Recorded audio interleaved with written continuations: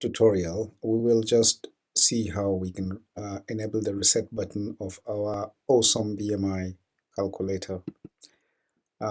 So we had shown how that our awesome BMI calculator is as it is, and we will now go on to show you how that, because it wasn't working, we have to enable the reset button.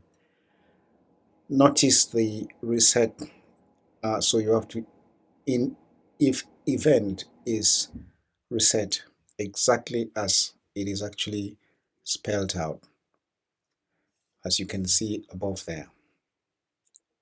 So you can actually paste and copy and paste into that space, which would actually give you a better outcome, because then you are unlikely to make a mistake. And this concept of bringing in what is in the window within to then the values you want to reset would include the height, and then we'll copy and paste there.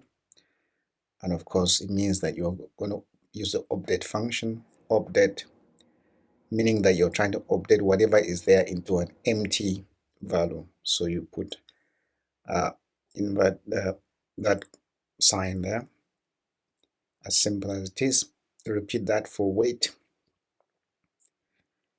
as entered and exactly to match what is there. So I deliberately copy and paste, as you can see, and then you update and put empty quotes, and it's almost virtually that.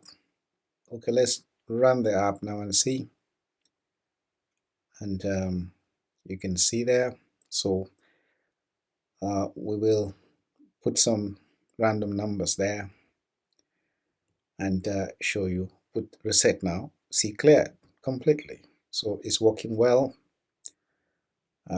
So we've actually virtually finished this part. We put this number and you see it clears. At the moment, that's all we can achieve in this app. We will move on to doing more things at subsequent building of our app. I hope you would enjoy and follow on, and you understood this part. Okay? Looking forward to meeting you next. Okay? Where we will see how we can choose the metric or imperial, and it would display the values and an alert to tell you that you're actually doing one of those measurements. And of course, whatever values you enter into those areas should be based on the metric on imperial systems. All right, see you then. Thank you very much, and looking forward to meeting you.